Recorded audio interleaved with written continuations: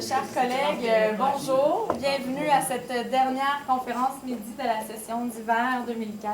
On est très heureux aujourd'hui d'accueillir notre collègue Isabelle Côté, qui est professeure au département de travail social de l'Université du Québec en Outaouais. Madame Côté est l'invitée du laboratoire de recherche interdisciplinaire sur les droits de l'enfant.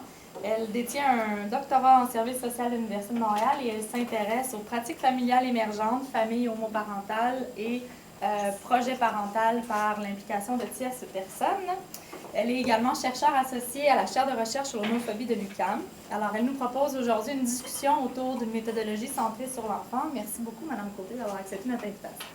C'est moi qui vous remercie. Merci aussi à Michel de m'avoir invité à venir vous présenter ce projet de recherche-là qui s'appelle « Récits d'enfants sur leur constellation familiale, liens familiaux au sein des familles homoparentales, adoptives ou recomposées ».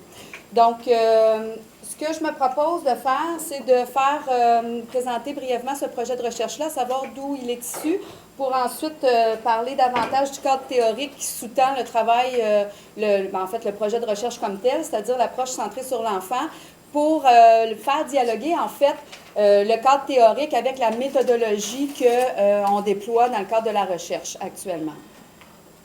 Est-ce que je parle assez fort? Oui, OK.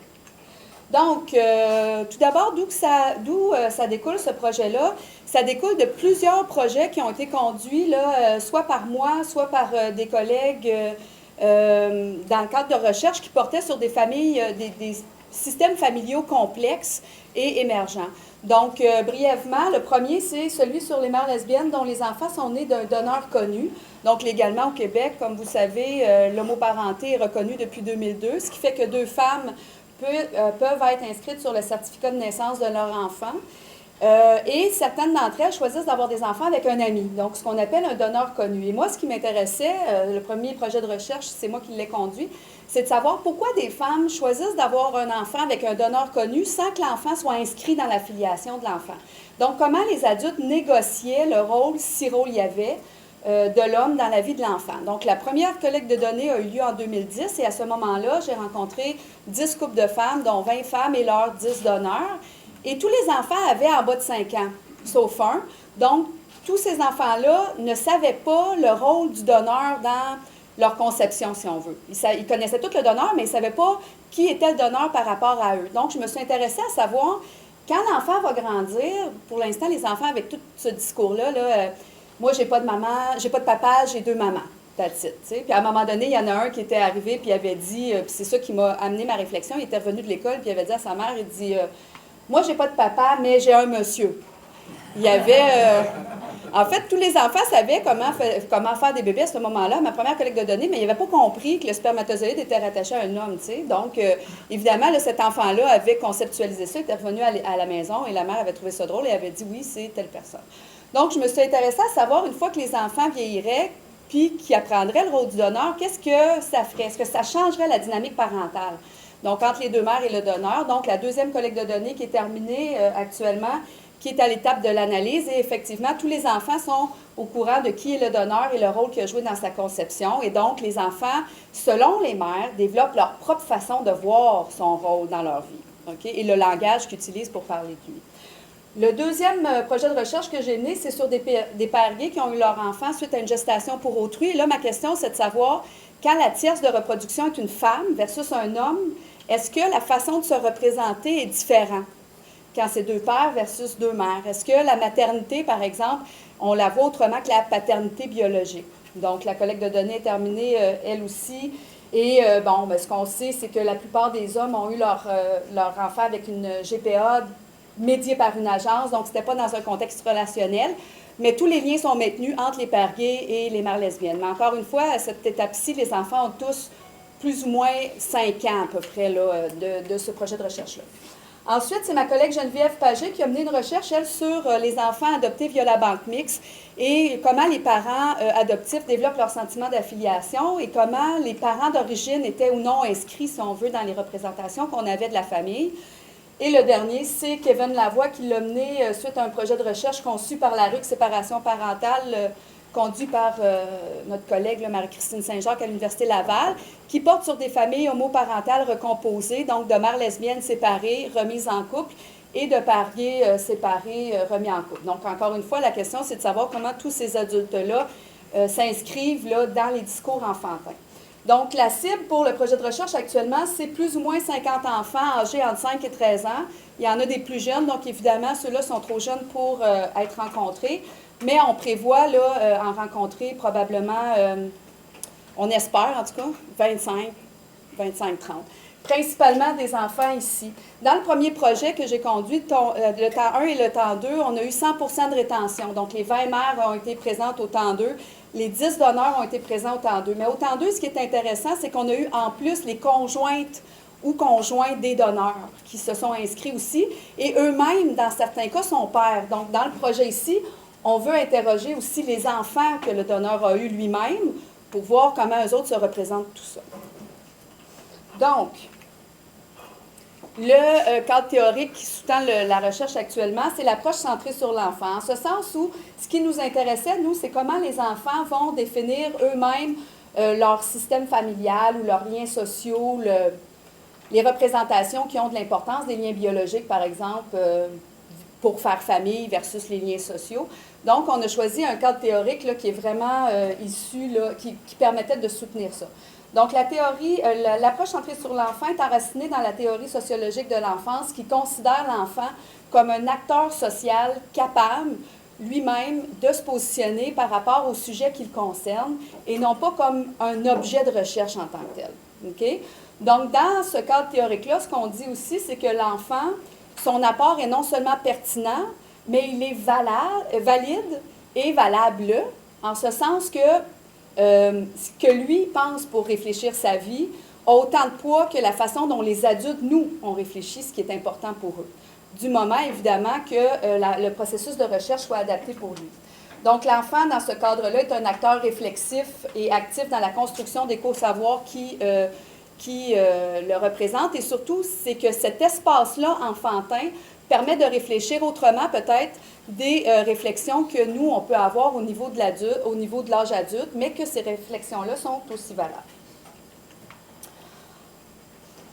Évidemment, comme je l'expliquais, pour qu'un enfant puisse participer à des projets de recherche qui le concernent et qui co-construisent le savoir sur les objets qui le concernent, encore faut-il que le processus de recherche soit adapté. Hein? Évidemment, ça c'est la base.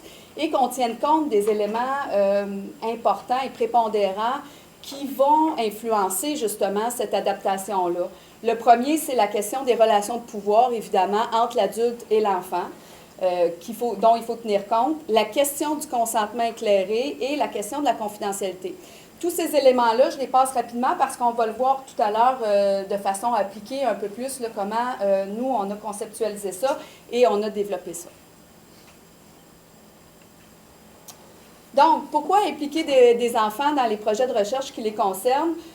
Parce que, surtout dans ceux qui concernent la famille, parce qu'on sait que les enfants possèdent une créativité, une flexibilité qui est différente et qui leur permet, comme j'expliquais, de réfléchir autrement à la question de la famille. Les frontières qui définissent la famille aussi diffèrent selon l'interlocuteur, principalement dans les systèmes familiaux complexes. Par exemple, en Angleterre, une recherche qui s'est basée sur cette approche-là a pu démontrer que quand on réfléchit à la famille, les enfants, eux, ils réfléchissent à la famille en termes de proximité physique, proximité affective et relations quotidiennes. Ça explique pourquoi beaucoup d'enfants interrogés dans cette recherche-là ont mis leur chien dans leur famille, mais pas un père biologique absent de leur vie, par exemple, okay? Qui n'était pas compris dans leur système familial.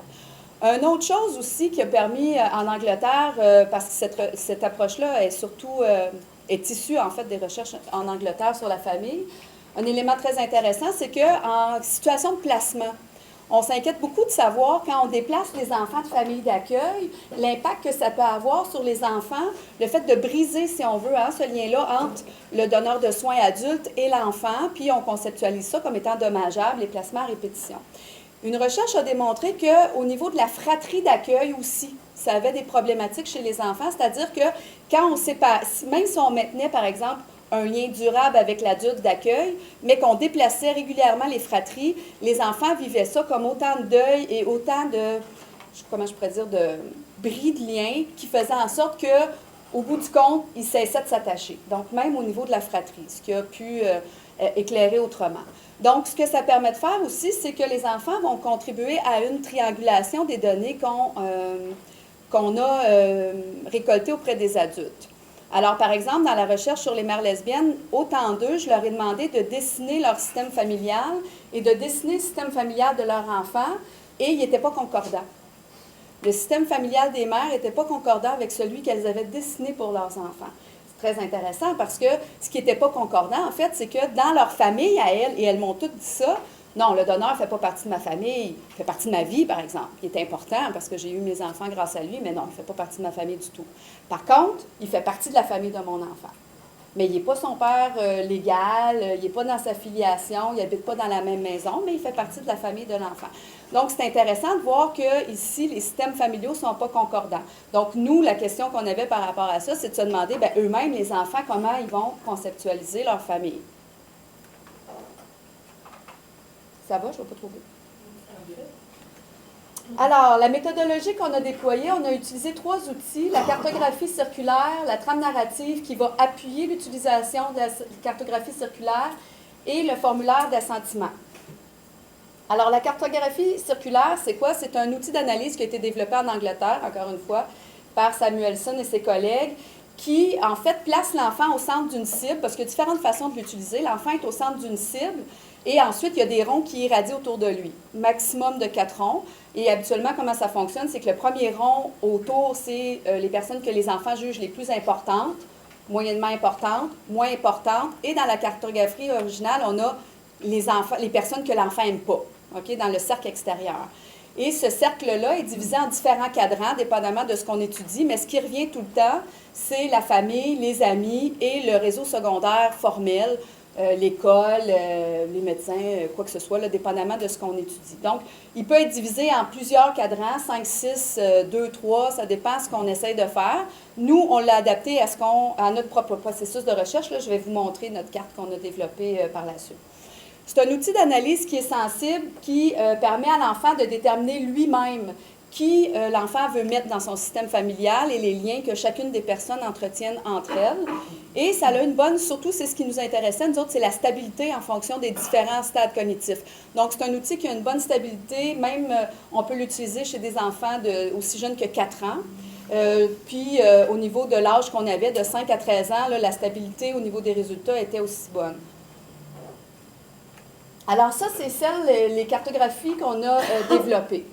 Alors celle-là, c'est pour les plus petits et celle-là, c'est pour les plus vieux. On trouvait qu'avec des graffitis comme ça faisait moins bébé qu'avec les nuages autour. Là, donc, mais c'est la même chose qu'on a dans les 3 cadres. Donc, on a mes amis, on a les autres personnes, ma famille, l'enfant est au milieu. La carte s'appelle « Les gens qui m'entourent ». Donc, on l'a dans les 2 côtés. Et on a décalé, en fait, les mots, parce qu'on ne voulait pas en mettre un directement en haut pour donner plus d'importance, c'est-à-dire ma famille en haut, par exemple. Donc, c'est pour ça que c'est décalé. C'est une carte dans les faits qui est grande comme ça, okay? Qui est plastifiée, l'enfant peut écrire dessus. Et comme vous constatez, là, il y a 3 niveaux. En anglais, on va dire « love »,« like » au bout. Alors, nous, en français, on a tenté de trouver, et là, on est au pré-test, on vient de terminer les pré-tests, puis je vais vous faire part de ce qu'on a découvert pendant les pré-tests, puis René, si tu veux compléter. Donc, on a décidé de dire « aime beaucoup »,« aime un peu ». Okay? On a décidé de le développer comme ça, avec l'enfant au milieu. Ensuite de ça, au départ, on a développé des collants ici. Okay? Puis on a demandé, on s'est dit, pour les plus jeunes, ce qui va être intéressant, c'est qu'on va dire aux enfants, pense à quelqu'un, choisis un collant, puis mets-le sur ta carte. Et là, bon, le premier pré-test qu'on a fait, quand je vous disais que ça avait une stabilité chez des enfants dès 4 ans, le plus jeune qu'on a fait, le premier avait 5 ans. Alors, il vient d'une fratrie de 5, c'est ça? Ils sont 6 dans sa fratrie, OK? Et il y a évidemment ses 2 parents. Et là, lorsqu'on a fait l'entrevue, sur place, il y avait quand même 3 ou 4 de ses frères et sœurs, sa mère qui était présente ailleurs dans la maison, là. Mais quand on a demandé à l'enfant de dessiner sa carte, il a regardé tous les bonhommes ici, puis il a dit le bébé fait partie de ma famille, grand-papa, grand-maman. C'est tout. Là, nous autres, on dit il n'y a pas d'autres personnes dans ta famille, là, il regarde la carte. Non.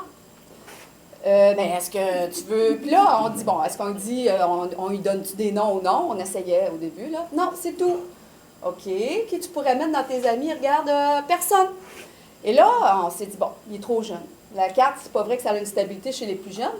À 9 ans, on s'est aperçu qu'on avait le même problème. Là, la petite, elle regarde, elle dit, il n'y a pas de papa chauve, hein? Non, OK, pas de papa dans ma carte.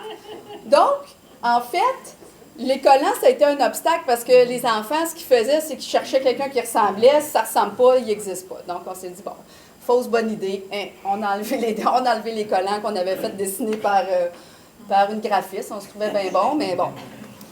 Et là, on a demandé aux enfants de l'écrire eux-mêmes, d'écrire eux-mêmes les noms ou de nous dire les noms. On leur laisse le choix. Et là, oups, on a une autre 6 ans ici, c'est ça? On a une autre 6 ans, on s'aperçoit que la carte est pas mal plus complète. Là. OK? Donc, l'enfant était en mesure, à ce moment-là, d'être capable elle-même là, d'ajouter des noms spontanément, de les mettre dans les différentes sphères. On s'aperçoit évidemment que dans les j'aime un peu, chez les 6 ans, il n'y en a pas beaucoup, hein, il y en a 2. On a même eu une autre 6 ans qui a tout mis ici autour en disant « Non, moi j'aime beaucoup tout le monde ». Donc, il n'y avait pas rien qui s'étalait à côté. Mais ce qui est très intéressant, c'est que les enfants sont capables de nous expliquer pourquoi dans le premier rond, pourquoi dans le deuxième rond, pourquoi dans le troisième rond. Il y a une logique très forte et ils vont spontanément ou ils réfléchissent. Puis s'ils réfléchissent puis ils le mettent dans un rond, ils vont nous expliquer pourquoi il est dans ce rond-là. Nous, évidemment, ce qu'on cherche à savoir, c'est comment l'enfant va placer, par exemple, le donneur hein, dans une carte comme ça. Est-ce qu'il va le mettre dans sa famille? Est-ce qu'il va le mettre dans les autres personnes, dans les amis, une gestatrice, une mère porteuse, les parents biologiques, les parents recomposés ou pas en contexte recomposé, c'est ce qui nous intéresse. Donc, évidemment, nous, c'est une recherche qui porte sur la famille. Mais là, maintenant qu'on a terminé les pré-tests et qu'on a eu une dizaine d'enfants, on s'aperçoit que les enfants nous renseignent énormément sur l'amitié, quand on a 6 ans ou 8 ans. Et comment on peut conceptualiser l'amitié. C'est très intéressant parce que ça, c'est quelque chose qui nous surprenait parce que c'est pas quelque chose qu'on sortait au départ, mais qu'on va pouvoir sortir du matériel fort intéressant, à savoir pourquoi on met des gens chez des amis. Ici, là, ces 2 enfants-là, c'est des enfants du même âge que ceux qui ont là. Alors, on demande pourquoi des fois, il y a des enfants de ton âge qui est ici, puis des enfants de ton âge qui sont là. Et les enfants sont capables d'expliquer pourquoi c'est des enfants qui sont dans mes amis et pourquoi ceux-là, ce n'est pas dans mes amis, mais ils restent proches de moi ou je les mets plus loin. Donc, c'est aussi très intéressant pour ça. Tu voulais-tu ajouter quelque chose? C'est bon? Ensuite, la trame narrative. La trame narrative, en fait, c'est plus ou moins l'entrevue de semi-dirigée qui nous permet à l'enfant d'expliquer un peu sa vie et sa biographie. Donc, ce qu'on sait, c'est que dès l'âge de 3 ans, les enfants sont capables de construire des récits autobiographiques et, évidemment, c'est facilité si on met en place ce qu'on appelle une situation d'étayage, c'est-à-dire un outil qui permet à l'enfant de discuter. Et évidemment, vous avez compris que nous, c'est notre situation d'essayage, c'est cet outil-là qui nous permet d'aider l'enfant à discuter davantage que si on lui disait juste « parle-moi de tes amis ». Parle-moi de ta famille. Hein? Sans appui, ça serait plus difficile. Donc, ce que ça permet de faire, un outil comme l'autre, pour une trame narrative, ça permet de concrétiser un objet abstrait, comme l'amitié ou la famille, par exemple. Ça pallie surtout les limites cognitives. C'est sûr que nos 13 ans, on pourrait sûrement discuter en entrevue semi-dirigée avec eux, plus que nos 5 ans, évidemment. Et surtout, la trame narrative, ce qui est très intéressant, c'est que toute l'analyse se fait dans la richesse des propos utilisés par l'enfant pour décrire sa vie. Et là, j'ai 2 extraits intéressants pour vous qui démontrent la richesse des nuances sémantiques que des enfants très jeunes peuvent utiliser. Alors, j'ai ici une jeune de 11 ans qui dit « X et Y sont mes frères. » Enfin, pas mes vrais frères, là, mais ils font partie de ma famille. Tandis que A et B sont mon ex-beau-frère et mon ex-belle-sœur. Mon ex-beau-frère, mon ex-belle-sœur, mon frère, pas mon frère, qu'est-ce que c'est ça? Dans les 2 situations, ça se trouvait à être des enfants d'une amoureuse de papa. OK? Donc, X et Y, là, ce n'est pas des frères, ce n'est pas des demi-frères comme nous, les adultes, on peut les conceptualiser. C'est les enfants de l'amoureuse actuelle de papa. Alors que les ex-beaux-frères et belles-sœurs, c'est les enfants de l'ex-amoureuse de papa. Question, pourquoi eux autres, c'est des beaux-frères? Pourquoi eux autres, c'est des frères? Parce que dans le fond, c'est la même chose. Bien, eux autres étaient plus vieux qu'elle, avaient 7-8 ans de plus qu'elle, OK? Et papa n'a jamais cohabité avec son ex-amoureuse et la relation était ponctuée d'aller-retour dans des séparations. Alors qu'ici, c'est le contraire. Papa habite actuellement avec son amoureuse et quand elle est chez papa une semaine sur 2, bien, elle vit comme une fratrie parce que ces garçons-là ont le même âge qu'elle. Donc, ils font des choses de frères et sœurs, ils se chicanent, ils jouent. C'est elle qui me dit ça, là. On fait comme les frères et sœurs, on se bataille. Là, regarde, là, elle a montré un bleu. Elle dit, c'était pas pour vrai, mais là, on s'est fait chicaner parce qu'on s'était bataillé trop fort. Puis là, hier, il a arrêté son jeu électronique, puis il est rentré dans ma chambre, puis il m'a dit, on joue-tu un jeu de société? Hey, ça, c'est vraiment un frère, parce qu'il a arrêté son jeu électronique. Donc, mais pourtant, dans le même cas, c'est le même contexte, hein? C'est à chaque fois des enfants de l'amoureuse de papa. Mais pour elle, c'est conceptualisé différemment. Donc, on lui dit, et là, dans ce contexte-là, ce qui est intéressant, c'est que ces deux-là, elle les a mis dans ma famille, mais ces deux-là, elle l'a mis dans les autres personnes. OK? Si on vient en arrière. Oups, je suis en train de monter, moi, là? Oui. Excusez-moi. Donc, elle a mis les beaux-frères, belles-sœurs ici, puis elle a mis les frères ici. Et là, on lui demande, parce qu'une famille, ça peut être évolutif pour un enfant, si on était revenu en arrière, bien, elle les aurait laissés là. Pareil.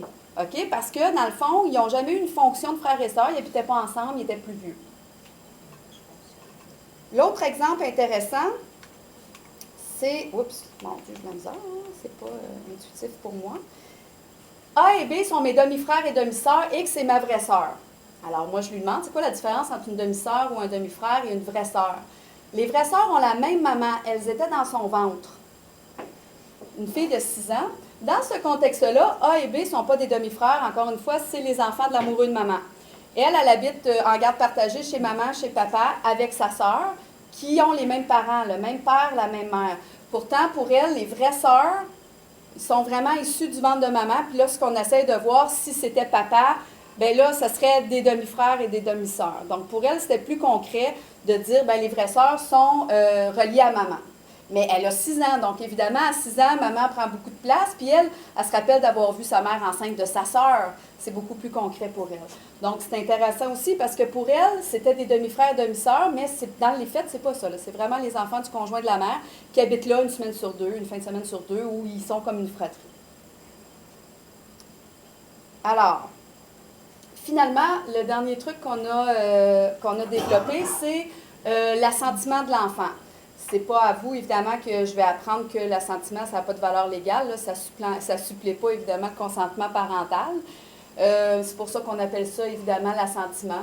Mais quand on décide, en fait, l'assentiment, c'est plutôt pour témoigner d'une certaine sensibilité éthique dans un cadre de recherche centré sur l'enfant, envers l'enfant pour lui dire, c'est toi qui décides. Et nous, chez nous, on a décidé de traiter le non-assentiment de l'enfant comme primant le consentement parental. Donc, si le parent accepte que l'enfant participe, mais que l'enfant ne consent pas, ne fait pas l'assentiment, nous, on ne le prendra pas, on va respecter ce qu'il dit.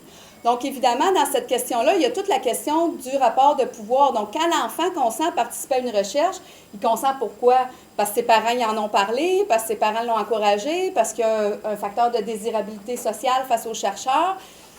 Tu sais, c'est pas toujours si clair que ça, là, à quel point l'enfant lui-même là, le décide par lui-même, évidemment. Donc, il faut en être conscient. Évidemment, tous les enjeux de confidentialité restent un élément important. Nous, ce qu'on a, puis évidemment, c'est légalement aussi, hein, l'enfant nous fait un dévoilement qui mérite un signalement. Évidemment, il faut le signaler.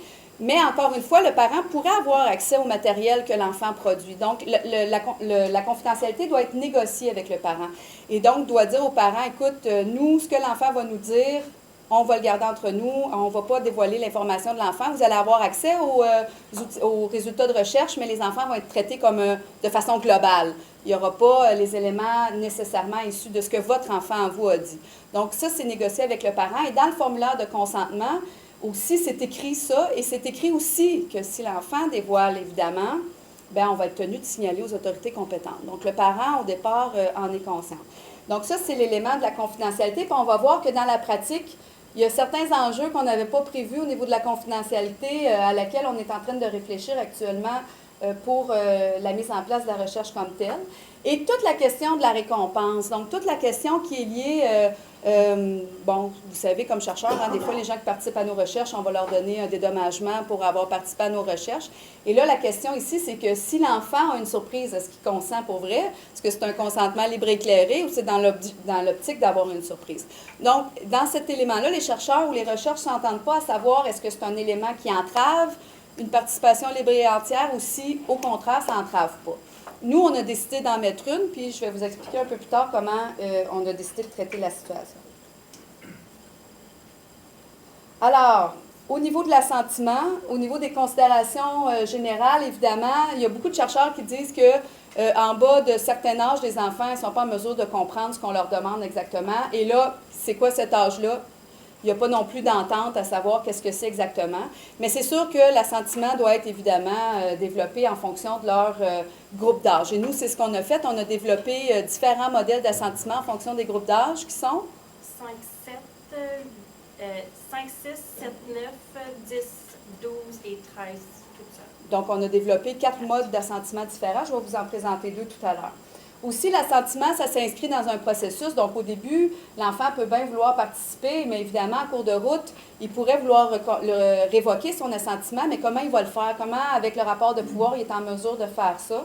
Nous, ce qu'on fait, c'est qu'on s'assure régulièrement de l'enfant, est-ce que tu veux continuer? J'ai encore quelques questions, on le situe dans le temps, est-ce que tu veux continuer? Et surtout, on interprète tout signe d'ennui comme étant une révocation de l'assentiment. Donc, si l'enfant gigote ou manifeste son ennui, on va dire, bien, merci beaucoup, tu m'as beaucoup aidé, on a terminé.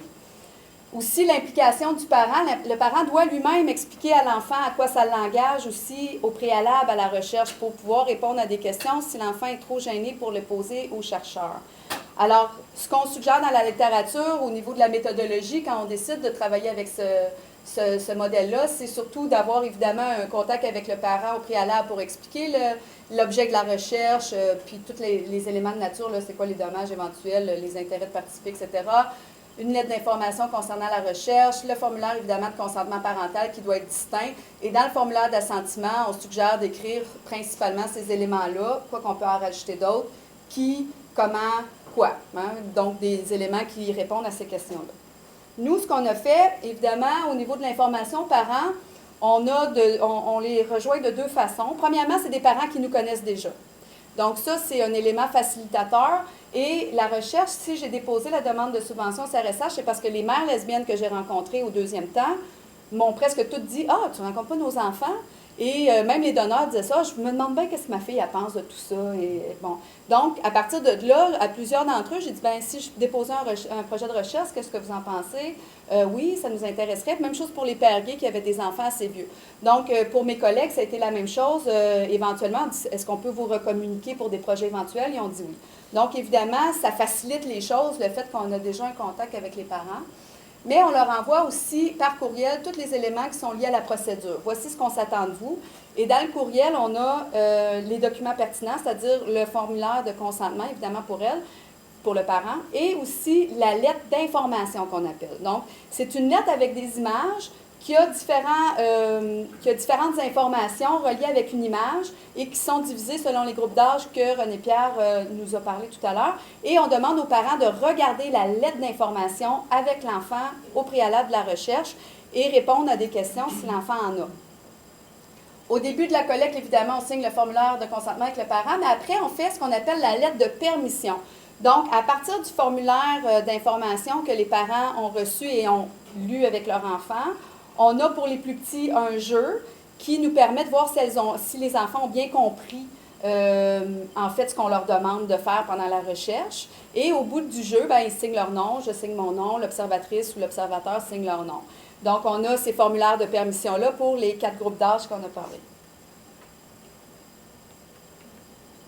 Pendant l'entrevue, comme j'expliquais, on vérifie continuellement l'assentiment. Le signe d'ennui est interprété comme la révocation. Et à la fin de l'entrevue, et seulement à la fin de l'entrevue, l'enfant a accès à un sac à surprise. Ce sac à surprise-là n'est pas mentionné dans la lettre d'information ni dans la lettre de permission. Donc, une fois toute la collecte de données faite, et peu importe où l'enfant arrête, l'enfant signe, l'enfant fait un mot, puis il dit « OK, je ne veux plus », peu importe à quel stade l'enfant décide d'arrêter de participer ou s'il fait la collecte au complet, il a accès au sac à surprise qui comprend différents trucs en fonction des âges, encore une fois. Et s'il y a plusieurs enfants dans une famille, bien, une fois que tous les enfants ont eu, évidemment, ont fait l'activité avec nous, c'est là qu'on sort le sac à surprise pour pas qu'il y en ait un qui arrive en informant les autres avec la surprise.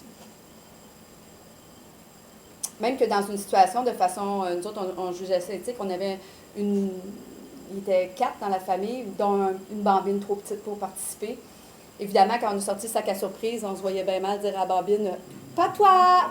Papi! » Donc, évidemment, la bambine a pu fouiller dans le sac, là, tu sais. il y en a deux en plus qui nous ont dit à Foucault-Nassac, et ça, c'est très amusant. C'est juste pour la petite anecdote, pour montrer comment on vieillit. Ah, il n'y a même pas d'iPod.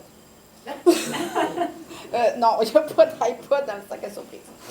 Alors ça, c'est le formulaire, la lettre de permission pour les petits. On la voit mal ici, mais ça, c'est pour les 5-6 ans. Donc, 5-8 ans, pardon. Donc, ça, c'est les images ici qui sont dans le formulaire avec les différentes informations. Et l'objectif, c'est que l'enfant relie la flèche avec l'énoncé, avec l'image. Donc, quand on dit, par exemple, bon, ici, vous voyez, tu peux arrêter quand tu veux. C'est toi qui décides. Bon, l'enfant va faire un lien avec le stop. Évidemment, toute la question ici, c'est qu'il n'y a pas de bonne et de mauvaise réponse. L'enfant pourrait bien décider de mettre ça ici. L'important, c'est qu'il a compris qu'est-ce qu'on voulait faire, puis d'éviter de mettre de la pression sur l'enfant sur la question des bonnes et mauvaises réponses. D'ailleurs, c'est ça que ça veut dire ici. Il n'y a pas de bonne et de mauvaise réponse. C'est ton opinion à toi qui compte. D'ailleurs, dans le formulaire d'information, on dit ça. On fait une recherche sur la famille. Vous voyez, ici, on a nos photos. On s'est fait prendre en photo. Hein, on est les 4 de l'équipe. Et quand, là, on n'a pas mis de flèche, mais sur la lettre d'information, à l'avance, il va y avoir une flèche vis-à-vis du chercheur qui va aller faire la collecte de données. Là, ça va être écrit, par exemple, si c'est ici, ça va être écrit « Bonjour, mon nom est Geneviève, je travaille avec Isabelle, René-Pierre et Kevin. Je viens te rencontrer parce que ta. » Donc, cette lettre-là est différenciée en fonction de la personne qui va aller faire la collecte de données. Comme ça, quand l'enfant arrive puis nous voit, visuellement, il sait déjà qui on est. OK? Et donc, bon, l'enfant, il fait les liens qu'on veut. Alors ici, on a, c'est un secret, en fait, c'est la confidentialité, c'est la notion de confidentialité. Tout ce que tu vas dire va rester entre nous et seulement les membres de l'équipe vont y avoir accès. Je vais formuler un peu comme ça.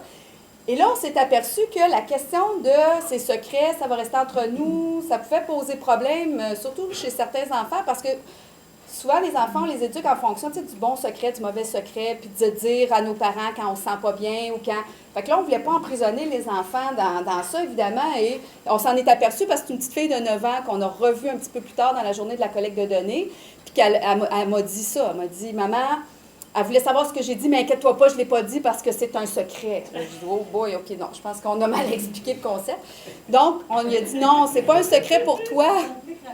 Toi, tu peux dire tout ce que tu veux. Tu sais, dans le fond, c'est toi qui décides si tu le dis. C'est moi qui ai le secret. Moi, je ne peux pas en parler. Moi, je vais le garder vraiment entre moi et toi, mais toi, tu peux le dire à qui tu veux. Donc, on a réadapté, on a changé notre langage pour vraiment expliquer que c'est nous que ça impliquait, non pas l'enfant. Et la dernière collecte de données qu'on a fait, justement, on a une petite cocotte de 11 ans qui, à la fin, quand on demande est-ce que vous avez des questions, ça a été la première chose qu'elle a demandé. Elle dit est-ce que c'est vraiment confidentiel? Parce que là, j'ai dit des choses que j'avais jamais dit et je veux m'assurer que ça va rester entre nous. Alors, elle avait bien compris l'objet. Alors, on a dit oui, mais si toi, tu veux en parler, tu peux. Mais nous, non, effectivement. C'était René-Pierre et moi. Nous, on le dira. Ça, c'est pour les plus vieux. Donc, on s'aperçoit qu'il y a à peu près les mêmes éléments, mais évidemment, c'est plus vieux. Donc, aimerais-tu participer à ma recherche? C'est quoi la confidentialité? Qu'est-ce qui pourrait te déranger pendant la rencontre? Qu'est-ce qui pourrait être positif pendant la rencontre? Est-ce que tu veux participer? Est-ce que tu as des questions? Et là, on a les signatures. On s'est aperçu, par exemple, la dernière rencontre, qu'il nous en manquait une, parce que dans le fond, ma signature, ça implique la signature du chercheur, mais dans les faits, on est toujours 2 adultes qui sont là avec les enfants, donc un chercheur et un observateur. Pourquoi? Parce que souvent, comme le chercheur est vraiment là-dedans, puis l'observateur, on s'est aperçu que c'était vraiment une plus-value parce qu'il y avait des éléments comme des mots comme vraie sœur, vrai frère, des trucs comme ça qu'on n'avait peut-être pas pigé comme chercheur parce qu'on est concentré dans l'objet. Et là, le co-chercheur va arriver. Tout à l'heure, tu disais, j'aimerais ça que tu m'en parles plus. Donc, évidemment, ça implique que l'observateur, l'observatrice doit aussi signer le formulaire. Donc, il faut qu'on l'adapte là, pour le processus comme tel.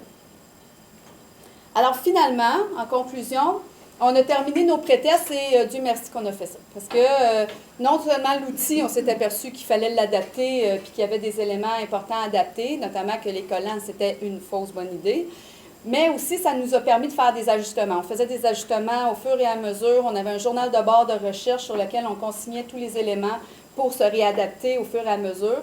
Et là, les questions qui émergent et qui restent là, c'est pourquoi il y a certaines personnes qui ne se retrouvent pas dans la cartographie. Nous, on sait qu'il y a cette personne-là dans la vie de l'enfant, mais pourquoi il n'est pas là? Est-ce qu'il n'est pas là parce qu'il ne l'a pas mis consciemment ou il n'est pas là juste parce qu'il n'a pas pensé tout de suite à le mettre dedans? Donc là, on essaye de toutes sortes de façons et ça arrive à cette question-là ici. Donc, on ne veut pas initier la réponse. Fait que là, on essaie de toutes sortes de façons. On sait qu'il manque quelqu'un. Fait qu'on va dire, est-ce qu'il y a quelqu'un d'autre? Non. Est-ce que tu veux ajouter d'autres personnes? Non. Est-ce qu'il y a des personnes que tu as choisi de ne pas mettre dans ta carte? Oui. Qui? Là, il nomme 2 personnes, mais ce n'est pas celui qu'on cherche. Bon, OK. Là, on les met à côté. Donc, qu'est-ce qu'on fait, là? Est-ce qu'on dit, ben c'est drôle, on dirait que papa n'est pas là, par exemple? Mais là, on est là. Est-ce que ça initie une réponse? Est-ce qu'on devrait juste traiter l'information? Bien, c'est ceux-là qui ont pensé. Donc, en soi, ça veut dire quelque chose. Donc, on est là-dedans.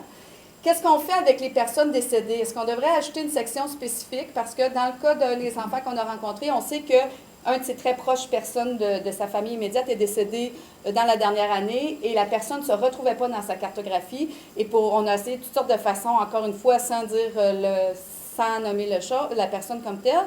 Donc, on ne sait pas si l'enfant ne l'a pas mis parce qu'il ne voulait pas parler de ça, puis il ne voulait pas risquer d'avoir de la peine, parce qu'évidemment, l'objectif là-dedans, ce n'est pas non plus de pousser une réponse que l'enfant ne voudrait pas donner. Aussi parce que les consignes n'étaient pas claires. C'est les personnes qui existent, et pas les personnes décédées. Ou encore, si, parce que la personne, elle a choisi de ne pas la mettre, puis on ne sait pas qu'elle a choisi de ne pas la mettre. Donc, on est encore là-dedans, dans les réflexions qu'on a.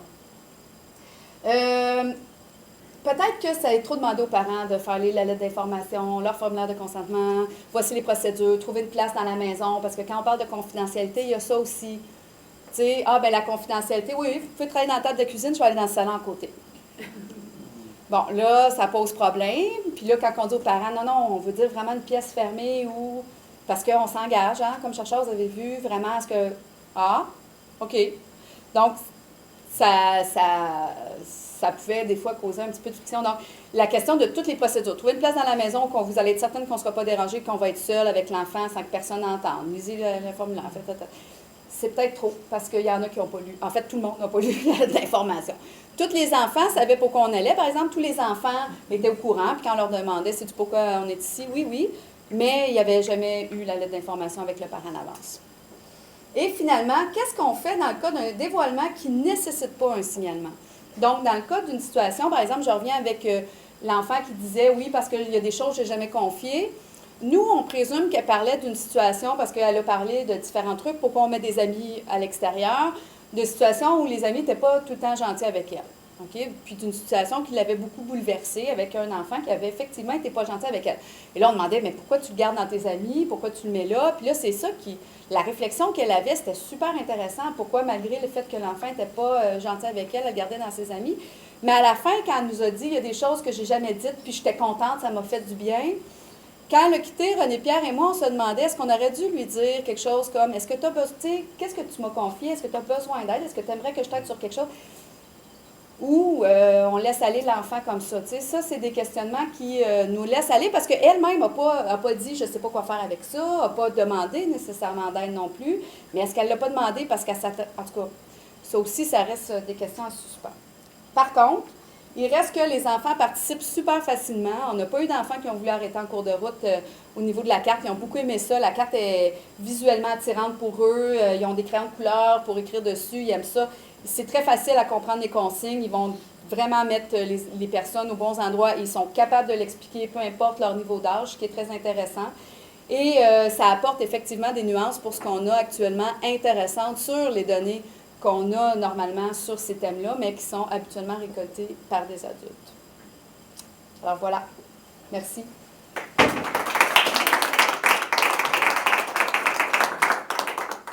Merci beaucoup. Margarida. Merci, c'était super intéressant. Puis je pensais à un des problèmes que vous avez soulevé. Et je me disais, étant donné la problématique et que c'est quand même des familles dans lesquelles il y a la présence de l'absent, en fait, il y a tout le temps ça. Est-ce que vous ne voudriez pas avoir donc cette roue qui dit les gens qui m'entourent et une roue avec les personnes absentes de ma vie pour traiter des personnes comme décédées, du père qui est donneur mais qui n'est pas là? Oui. Parce que c'est vraiment au centre Bien, c'est ça. familiaux que vous choisissez. Oui, exactement. Qu'est-ce qu'on fait avec les parents biologiques, par exemple, si l'enfant ne le nomme pas? Est-ce qu'il ne le nomme pas parce qu'il ne le nomme pas, quoi que ce soit? Donc, surtout avec les... Ça s'appelle les gens qui m'entourent, donc si ces gens ne les entourent pas, ils ne seront pas là, c'est normal. Bien voilà, mais en même temps, peut-être que ça parle aussi. C'est pour ça qu'on se demande, est-ce qu'on devrait identifier? On a essayé un truc, c'est qu'on a demandé aux parents, vous, là, dites-moi, Chez les amis, les autres personnes, la famille, là, pour l'enfant, quand vous pensez à ça, qui vous voyez là-dedans? Parce qu'il y a certaines recherches qui ont utilisé cette méthode-là. Donc, le parent va documenter les éléments. Puis là, nous, les chercheurs vont dire, maman m'a parlé de Jason. C'est qui ça, Jason? Ah, moi, c'est quelqu'un que je ne veux pas utiliser. C'est quelqu'un que je connais, mais je ne l'aime pas, je ne veux pas le mettre, par exemple. Ça, là, ça nous renseigne vraiment concrètement. Donc, ça serait un élément.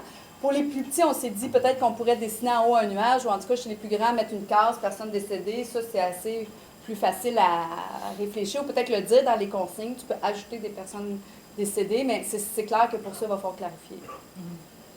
Oui. Mais juste pour pousser un peu plus loin, dans le fond, la technique n'est pas la même, mais j'imagine qu'il peut avoir un impact à aussi, l'enfant, c'est déjà quand même quelque chose de le forcer à remplir sa petite roulette, là. Donc, si on a une autre roulette qui dit tous ceux qui ne font pas partie, comme tu dis, je veux dire, s'ils ne font pas partie, je veux dire, c'est ça, ça démontre la réflexion, oui, c'est effectivement, c'est l'enfant qui a choisi ça. S'ils ne sont pas là, ben, je veux dire, il ne pensera peut-être pas à d'autres noms non plus sur l'autre cas. Tu sais, c'est ça qui est compliqué. Alors, j'imagine qu'il y a dû y avoir des gens qui ont pensé à cette... Par exemple, pour les enfants... de recherche avec les enfants... Bien, il y a une recherche en Angleterre qui va peut-être justement t'intéresser, Michel, parce que ça porte sur des enfants nés par gestation pour autrui. Les résultats, ils viennent de sortir en 2014. Les enfants sont rendus à 10 ans. Ils sont suivis, oui, c'est ça, ils sont suivis depuis toutes ces années-là. Puis les questions, c'était vraiment centrées sur des questions très précises sur comment tu es né, toi. Et à partir du moment où, évidemment, ça a construit, puis ça n'aurait pas surpris, là, un discours de ventre brisé. Maman avait le ventre de maman était brisé, et donc c'est telle personne qui m'a porté dans son ventre à la place de maman. Là, c'est surtout ça que ça a généré comme discours.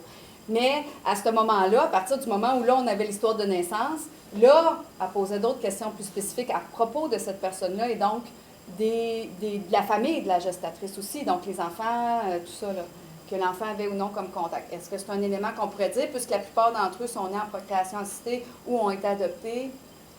C'est ça, parce que la ligne est souvent fine entre justement la réponse proposée oui. Et la recherche qui se veut chez les enfants en particulier. Sur la question du recours psychologique ou quoi que ce soit là, à la fin dans ta conclusion, tu sais, quand on fait des recherches avec des adultes, souvent, tu sais, il y a le nom d'une personne ressource qu'on peut toujours téléphoner, tout ça. C'est vrai qu'avec les enfants, c'est beaucoup plus compliqué, là. Oui. Comme elle, dans son cas, parce qu'elle avait identifié ses deux parents comme étant des sources, des sources de réconfort importantes, on l'aurait enligné à est-ce que maman le sait, est-ce que papa le sait, les obstacles des fois qui font qu'on ne dit pas des choses à nos proches, mais toute la question reste là, effectivement, parce qu'on n'est pas pour arriver avec un petit bout de 6 ans, voici le numéro de tel jeune. Ben, tu sais, non, mais... Ils n'ont pas le droit à l'aide. Ils ne doivent pas aller se consulter par eux-mêmes dans votre ben, ils pourraient appeler tel jeune si on... Mais tu comprends ce que je veux dire, c'est que ça se fait pas de même, là, ça n'a pas de sens. Fait que là, il faut trouver une solution. Il faut trouver une façon de faire. Quand c'est le cas. Puis on veut pas. Puis on veut pas. C'est ça qu'on veut pas. Exactement. Exactement. C'est assez complexe. Puis elle, ce qu'elle a dit en sortant, c'est que ça m'a fait super du bien d'en parler. J'étais contente d'en parler, ça m'a fait du bien. Mais ça reste quand même qu'on s'est questionné, OK, est-ce qu'elle a besoin d'aide avec ce petit garçon-là à l'école? Est-ce qu'on aurait dû l'enligner sur un professeur? En tout cas, tu sais. Ça, c'est-tu de l'intimidation? C'est ça. Oui? J'ai quelques questions sur la recherche, mais puis en même temps, pour rebondir, je pense que la question de la personne absente qui décède, en fond, c'est...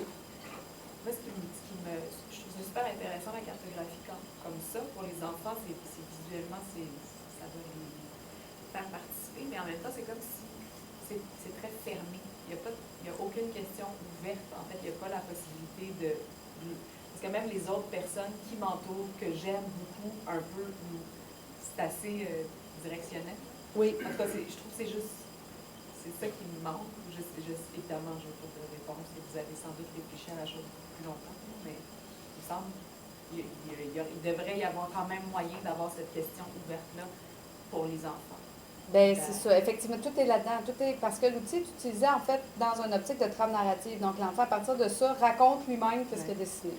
Mais nous, on est en train de se questionner à savoir si on devrait plutôt l'adjoindre à une entrevue semi-dirigée qui utiliserait effectivement ça au départ. comme moyen de mise en relation, puis on irait plus dans un... Oui, c'est ça exactement, davantage que dans la liberté, tu sais, comme, c'est ça que tu as fait, donc c'est ça qui vaut. Exactement.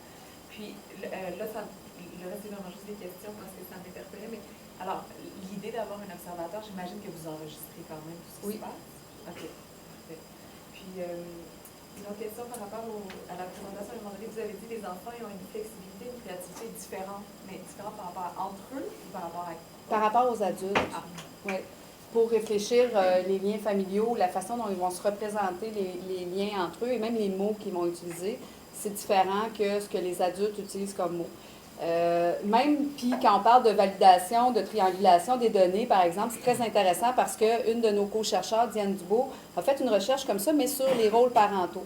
Donc, les parents interrogés disaient beaucoup, oui, on partage les tâches également, les deux, on fait ça. Puis là, on rencontrait les enfants, puis les enfants, c'était maman fait ça, papa fait ça. Alors là, on arrivait à complètement une autre histoire, tu sais. Donc, ça permettait d'arriver à dire, bien, peut-être que, tu sais, le partage des tâches est, en tout cas, peut-être vu différemment, puis que peut-être qu'il n'est pas si égalitaire que ça, mais quand on dit égalitaire, ça veut dire que ça me convient. Peut-être, ou en tout cas, tu sais, bref. Donc, ça permettait d'avoir un autre point de vue. Oui.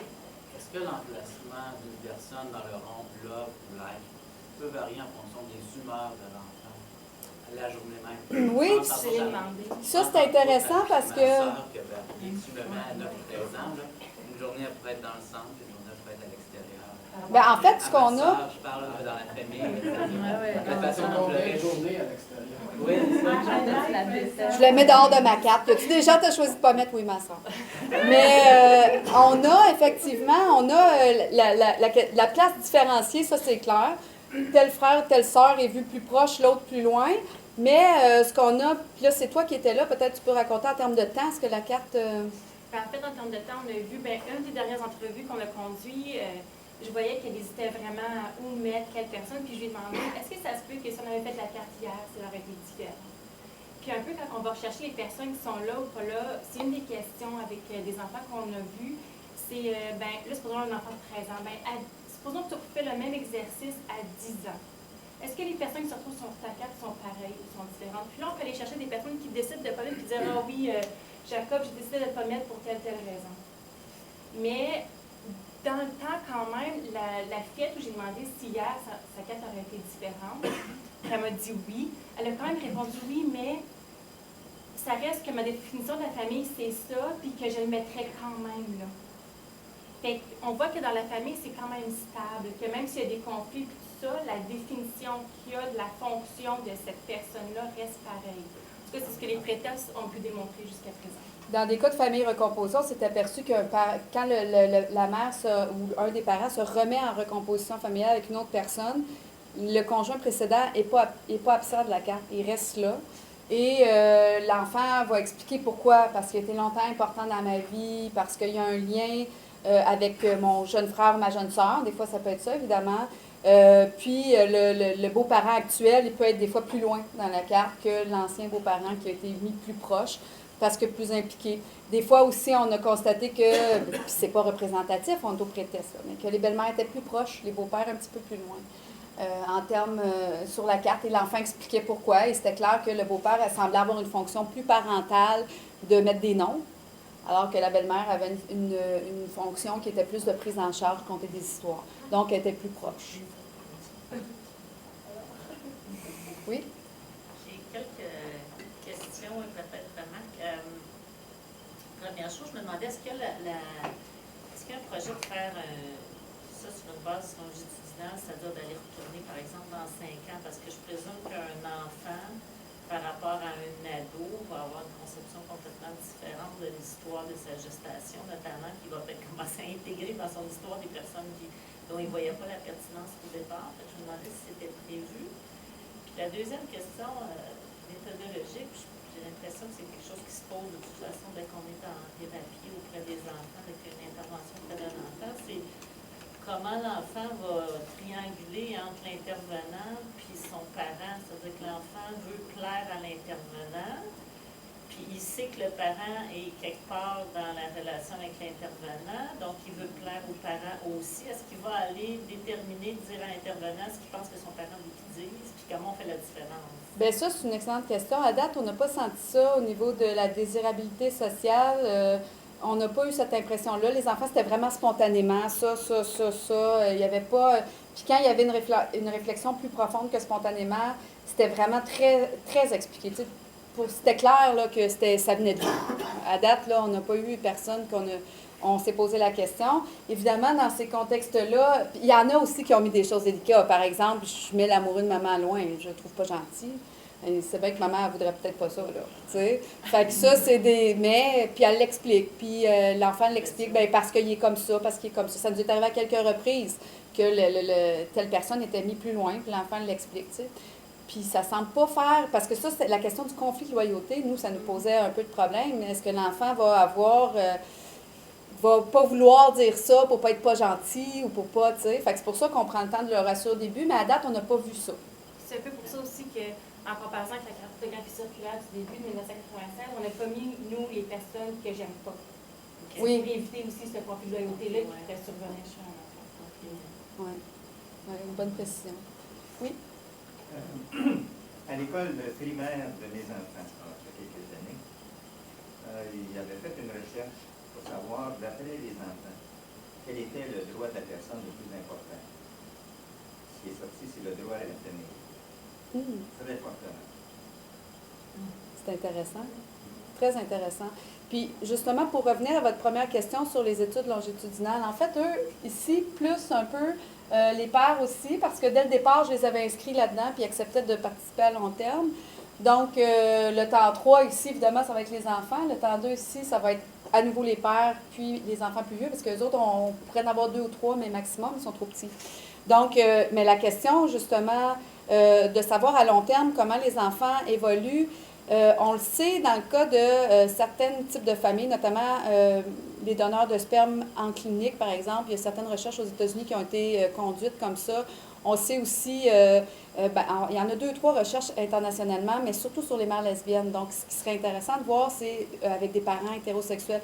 Ce projet de recherche-là, en fait, ça vise à celui-là, à mettre en place, si on veut, à vraiment appliquer concrètement pour ensuite lancer dans un projet plus vaste avec plus de diversité familiale. Donc, des parents hétérosexuels qui ont eu leurs enfants par don de gamètes. On sait qu'il y a un conflit qui est un peu différent, notamment au niveau de la question des origines, parce que la question du secret, la question, tu sais, quand les parents arrivent en clinique de fertilité, les parents hétérosexuels, c'était pas comme ça qu'ils prévoyaient faire leur famille, encore moins s'ils sont obligés d'avoir un don de gamètes.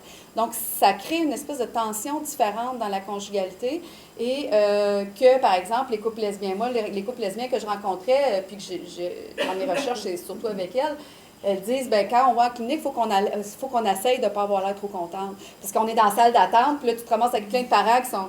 Puis là, nous autres, on est là. Mais tu sais, parce que c'est notre premier choix pour avoir des enfants, fait qu'on est contente, là, on va concrétiser. Mais...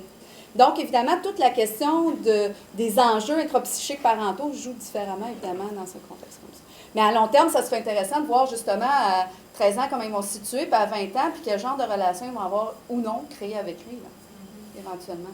Quand ils vont être libérés des contingences maternelles, évidemment, actuellement, leur famille, c'est l'école, les cours de piano, les cours de soccer. Bon, quand ils vont être libérés de ça, puis qu'ils vont pouvoir eux-mêmes déterminer comment... Chercher leur identité de façon plus... Oui, puis il y a beaucoup de donneurs qui se projettent comme pères, mais quand les enfants vont être vieux, tu sais, qui sont impliqués, mais qui ne se voient pas, là, se lever le matin, là, tu sais, mais qui se voient voyager avec eux autres. Fait que ça va être aussi ça qui va donner un indice de comment la relation va se transformer, tu sais. Question, juste parce qu'en voyant les familles recomposées ou parentales, est-ce que vous incluez aussi les familles recomposées qui sont maintenant parentales, mais qui au préalable... Oui, il y a les deux. Il y a les deux là-dedans. Il y a des mères lesbiennes qui ont eu leurs enfants en couple puis qui sont séparées.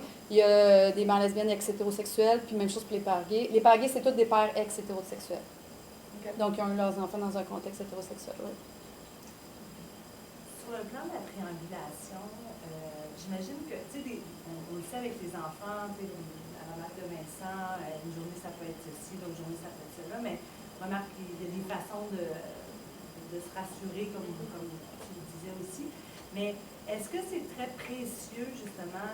Est-ce que des recherches qui ont démontré que, justement, ça enrichit beaucoup l'information que l'on a dans les familles, le fait qu'on est capable de trianguler avec ce que l'enfant a dit? Tu sais, comment ça s'organise, la prise en considération de la voix de l'enfant dans la recherche qui a été faite auprès des parents, par exemple?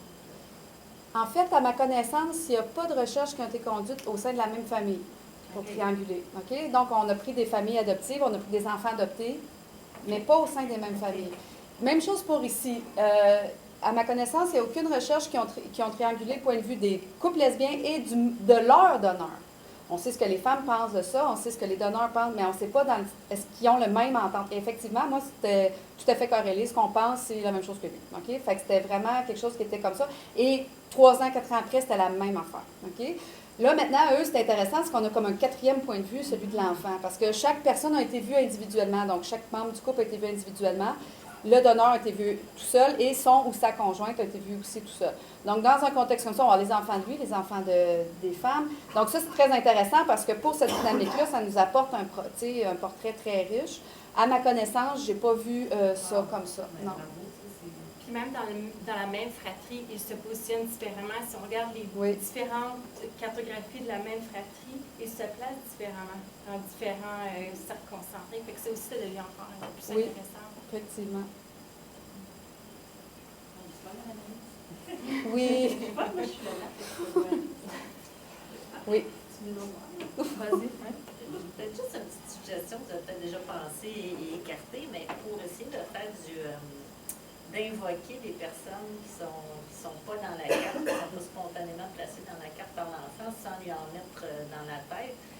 Vous pensez utiliser, par exemple, des albums photos ou des éléments qui entourent l'enfant pour dire que ça, c'est l'ensemble des personnes que tu as croisées à un moment donné dans ta vie, que tu veux placer là-dedans? Ça, c'est super intéressant parce qu'il y en a une des méthodologies de recherche qui utilise la carte qui ont fait ça. En fait, ce qu'ils ont fait, c'est qu'ils ont donné une caméra jetable à l'enfant pendant 1 mois. Puis ils ont dit « pose tout le monde ». Ils ont fait développer les films. Après ça, ils ont pris les photos puis ils ont dit « maintenant, où tu les places ». Effectivement, c'était un élément parce que tu disais, bon, en dehors de la rencontre-là, ça permet à l'enfant de réfléchir plus large, surtout les plus petits. Donc, ça reste une situation, tu sais, c'est quelque chose qui est très intéressant. La question à savoir, est-ce que c'est la procédure qu'on va adopter? C'est tout là-dedans là, qu'on a à réfléchir. C'est pour ça qu'on cherche d'avoir une autre validation. Tu sais, l'album de photos, c'est quelque chose d'intéressant. Tu sais, bon, fait qu'on pourrait demander aux parents de nous prêter son cellulaire pour qu'on regarde les photos. Mais le Mais souvenir, tu as déjà une limitation. Oui. C'est-à-dire que, tu sais, déjà, la période de mois sur un appareil photo, si tu vois ton grand-papa, ta grand-maman 2 fois par année. Oui, non, c'est sûr. C'est un album depuis la Mais naissance. Si l'album, si la mère Marie, fait des tout le monde photos arrive pour dedans. l'enfant, c'est déjà... Mais un des éléments, par exemple, c'est peut-être là que tu voulais aller. Nous, ce qu'on voit, parce que quand on cherche des informations, on va dire comment s'est passé Noël. À Noël, c'est qui est avec toi? Puis souvent, là, ça va faire émerger des gens qui n'ont pas nécessairement pensé. Puis le concept de souvenir est intéressant aussi chez l'enfant. Puis ta fête. Là, au début, on demandait, tu sais, les activités familiales, on présumait la fête. Puis là, bien évidemment, on a réalisé qu'à la fête, évidemment, c'est des amis, plus que la famille, alors qu'à Noël, c'est évidemment plus la famille. Donc, on choisit une fête familiale, une fête plus enfantine, amicale. Puis là, on essaie de, ah, mais tout à l'heure, tu parlais de Zahra, elle était ta fête, puis tu l'as pas mis sur ta carte. Non, parce que Zahra, depuis tout à l'heure, c'est chicané, puis c'est pas mon amie. Puis je l'avais invitée, en fait, parce que je voulais inviter, ça, on a eu ça, parce que je voulais inviter Joliane, puis là, ben il fallait inviter Zahra, mais moi, je l'aurais pas invitée. OK. Fait qu'on sait, tu sais, des éléments clairs. Fait que c'est intéressant, hein, parce que là, t'as, elle, c'est l'amie d'elle, elle, c'est mon amie, puis elle. Fait que ça aussi, c'est quand je vous disais, ce que ça nous renseigne, surtout chez les filles, l'amitié chez les filles, c'est très intéressant. Il y a un garçon qui nous a parlé de ses amis aussi, puis à côté, il a mis, dans les autres personnes, il a mis 3 autres enfants, puis là, on pose la question, pourquoi il y a des enfants de ton âge ici, puis d'autres là? Et là, il me dit, parce qu'eux autres, c'est mes amis, eux autres, c'est mes confidents. OK, c'est quoi la différence entre les deux? Ben, il dit, des amis, on joue, là. Oui, ben c'est ça, on joue. On fait du vélo, on va au parc, on joue au hockey. Puis des confidents, ben, on peut tout dire, puis ils ne nous diront rien. Alors, ces confidents-là, c'est qui par rapport à toi? Ben, c'est des amis d'école. Ça reste des amis quand même. Mais pour lui, c'était pas des amis, c'était d'autres choses. Donc, les amis, c'est vraiment en fonction du jeu, tu sais. Fait que c'est intéressant aussi comme information. Moi, j'avais une question au niveau des objectifs et des liens avec les droits de l'enfant, parce que je peux voir clairement deux choses. Là. D'abord, sur le plan méthodologique, là, le fait de traiter l'enfant comme un sujet avec une opinion, une valable, etc. Donc, clairement, ça a une portée au niveau des droits, mais aussi au niveau des conclusions du projet de recherche, c'est sûr. Est-ce que ça fait partie de vos objectifs? Est-ce que vous dites ça, cette cartographie que je vais produire avec les enfants, ultimement, pourrait mener à des projets de meilleure protection des différents réseaux familiaux, ou est-ce que vous laissez ça à d'autres? C'est une excellente question. C'est sûr que dans mon projet CRSH plus large que j'aimerais conduire après, j'aimerais qu'il soit plus interdisciplinaire que là. Mais c'est sûr que ça se positionne dans le cadre où actuellement au Québec, on a cette réflexion-là sur la famille, sur le droit de la famille, à savoir est-ce qu'il devrait être changé. Là, on a Alain Roy qui devrait déposer quelque chose au printemps, j'ai lu, sur cette question-là, qui fait partie d'un groupe de travail. Donc, l'objectif, évidemment, derrière de ça, c'était d'avoir le discours de l'enfant là-dessus, tu sais. Notamment, par exemple, c'était intéressant parce que quand on a eu la loi en 2002, par exemple, au niveau des donneurs connus, il y a eu beaucoup d'écrits savants qui se sont faits en disant les femmes lesbiennes instrumentalisent les hommes donneurs. Et ça n'a pas de bon sens qu'au Québec, on fasse ça, qu'on exclue les hommes d'affiliation de l'enfant. Puis, mon Dieu, tu sais, c'est comme une instrumentalisation. Et je me suis dit, ça serait intéressant de savoir qu'est-ce que les hommes en pensent. Puis, au contraire, eux autres en pensent, ont complètement une autre représentation de ça. Dans le contexte ici, j'ai juste la vision des pagués, mais mon étudiant en doctorat s'en va interroger parce qu'ils ont tous des liens avec leur gestatrice. Il va aller voir les femmes, elles, qu'est-ce qu'elles en pensent. Les donneuses d'ovules, dans le cas où elles sont connues, parce que la plupart du temps, elles sont anonymes, mais il y en a 2 à 3 où on les connaît. Donc, d'aller voir comment ces femmes-là se positionnent là-dedans. Donc, les enfants, ça vient comme un peu réajuster. Et c'est dans cette optique-là que je voulais faire un peu ce projet de recherche-là, de dire, bien, une fois qu'on a un portrait vraiment global et complet, les questions au départ sont pertinentes. Elles sont pertinentes et ils doivent être réfléchis. Une fois qu'on va vérifier empiriquement avec la recherche, on arrive peut-être à des résultats qui nous permettent de nuancer nos appréhensions ou de réfléchir d'une autre façon pour justement adapter le droit de la famille à la diversité familiale actuellement. C'est quoi, en fait, les objectifs théoriques? Est-ce que c'est ça? Est-ce que c'est questionner, répondre autrement à la question qu'est-ce qu'une famille, la rendre plus contemporaine? C'est quoi l'objectif théorique? En fait, c'est de voir comment les enfants eux-mêmes se représentent les liens sociaux, les liens biologiques dans leur conception de la famille. Dans un contexte où, effectivement, ils sont biologiquement liés et socialement liés avec des personnes différentes, puis juridiquement liés avec des personnes différentes. Donc, dans tous ces cas-là, il y a au moins 3 personnes, il y avait des fois 4, qui sont à l'origine, en fait, qui ont un lien avec cet enfant-là. Donc, c'est lui comment il fait la part de chaque chose là-dedans.